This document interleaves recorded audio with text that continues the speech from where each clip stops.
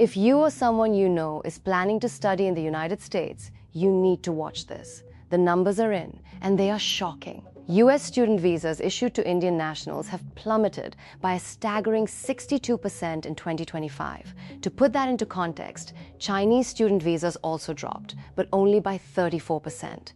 Why the sudden collapse? It's all part of the Trump administration's strict new immigration push. And now, one of the primary reasons Indian students flock to America in the first place is directly on the chopping block. Let's look at the hard data released by the Center for Immigration Studies. In 2024, the US issued over 58,000 student visas to Indian nationals. In 2025, that number collapsed to just 22,149. For years, India and China have dominated the international student market in the US. In fact, according to the latest HIE census, Indian students alone accounted for more than 363,000 of the foreign students enrolled at US universities. So why is this sudden drop happening now? It isn't just about getting into a university, it's about what happens after graduation. WHAT is OPT, NWHY is IT, and WHTAC? Enter optional practical training.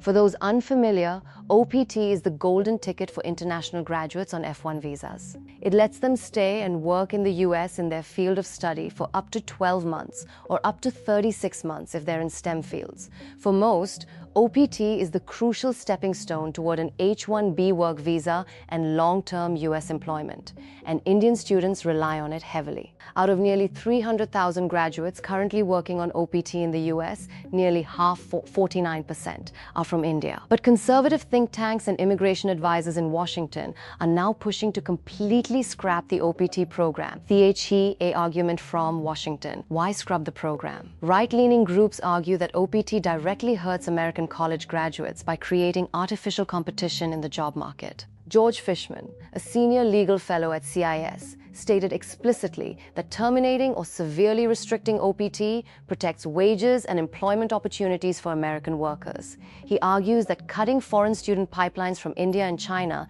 is a fast track to protecting domestic jobs. Whether OPT is officially scrapped by legislation or simply choked off through visa rejections, the message from Washington is loud and clear. This shift could fundamentally alter higher education and global talent mobility for years to come.